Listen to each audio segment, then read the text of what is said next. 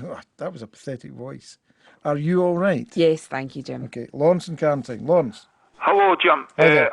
I'm going to make two predictions. The first one, just to follow on from the last point, I'll guarantee you if the SFA or the Scottish League ever introduce summer football, the attendances will indeed increase. Right, that's my first prediction. What makes you say that, though, Lawrence? But just from the fact that people enjoy going to see football in good weather. Right. And I remember it through the years.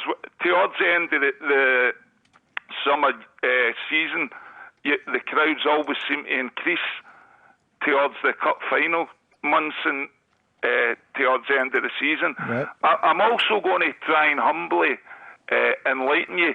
You posed a question about how can a team on its uppers, namely Rangers, be 9 points ahead of Celtic, etc., etc. Well, I'm going to attempt to enlighten you here. Right. The answer is the establishment. The establishment will never allow Rangers to go under. That's my second prediction. Wait a minute. Right? What do you mean the establishment? Right. The establishment, the patsies of the establishment are the referees, the journalists, etc. The Warren Commission. Right? Oh, Lawrence. Right, okay. Lawrence. Right, let me continue. You need summer football because you're clearly, your brain's frozen up. Right, okay. So the referees and the journalists in this country and whoever else form the establishment, we're responsible for Rangers being 9 points in front. We're responsible for Celtic missing all those chances and not being able to defend. You're trying to use ridicule. But you're leaving yourself open to it, Lawrence. Yeah, I'm leaving to a certain extent. But it's only because you're not allowing me to continue. Then. Right. Okay. On you go. Okay. Right. We had the present Scotland manager was interviewed after a game. He said the Scottish football establishment are pro Rangers. He was tried to be pinned down to admit that it was actually not pro Rangers but pro Old Firm. He denied saying that. He categorically said no, it's Rangers that the establishment. Well, I don't recall Craig Levein. That was after the Mike McCurry incident. Well, I don't recall Craig Levein saying that the country or the establishment or the SFA are pro Rangers. I don't recall that.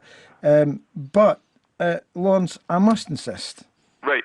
Nobody other than Celtic and Tony Mowbray's tactics and Tony Mowbray's selections are responsible for them being 9 points behind. Well, listen. And you're going to say the referee penalties and a goal that should have been a goal taken off, all that sort of stuff. Etc. Well, are we going to sweep that under the carpet then? Are we going to say... Well, I'll tell you what we'll do. We'll go and get the referee and we'll drag him up the Glasgow High Street and throw him in a Clyde. And we'll try and feather him as well. Lawrence, think about this. Think about how ridiculous it is. The establishment, and you're saying that's the referees, and that'll be the journalists, and that'll be the judges, and that'll be the SFA, and that'll be the top businessmen. That's all part of the whole establishment, country. we know that, So the whole country is against Celtic. No, that's not what I'm saying at all. Well, the This is why establishment, I'm leaving myself open right? to... The establishment's against Celtic then. No, the establishment are pro Rangers. Rangers are the establishment team. Right.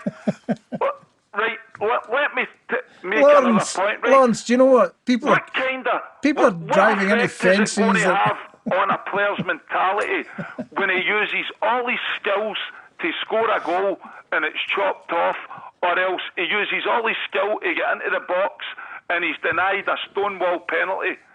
What okay, well, I'll tell you what. Is that going to have on a player's mentality? James, Lawrence, sorry. Go on, yeah. Lawrence, are you all right? Yes. Are you sure? I'm absolutely sure, You don't need help? No.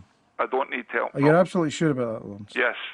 Okay, then. But, Lawrence, just in case, stay in tonight, okay? Just take it easy, breathe deeply, please. Well, Lawrence, because if you go out there tonight, the establishment might be waiting for you, Lawrence. So I wouldn't. If I were you, I wouldn't go out, Lawrence. They probably will be. Lawrence, you're not well, Annie. 0500 92 95 00. You can text Are you in the 80295 or establishment? email. No, I'm definitely not. Email your call at bbc.co.uk. I want to be in the establishment. You are the establishment.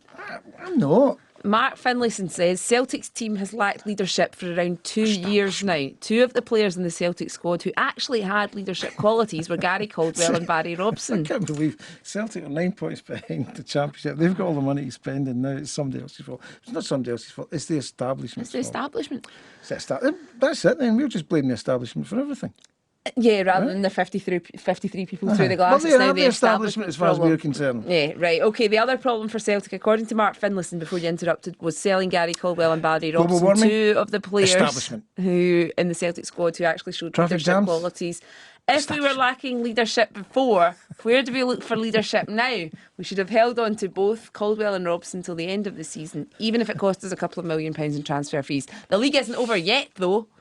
Chris and Air says, please, Tony, do the right thing and leave. He is putting our club in the gutter.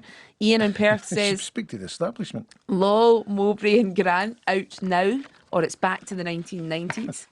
Haley says, let's put things in perspective. Celtic are a defender and a top quality striker away from being a great team. This is the best we have been playing for a good few seasons. Kieran, aged 12, number They've got one. a rubbish midfield as well. Kieran, aged 12, number one Falkirk fan, says, I think our new signings will keep us up from relegation this season. Also, Twaddle was immense today. Malcolm in Stornoway says, great score for Rangers with a depleted squad. With Boyd Rangers out. were hopeless.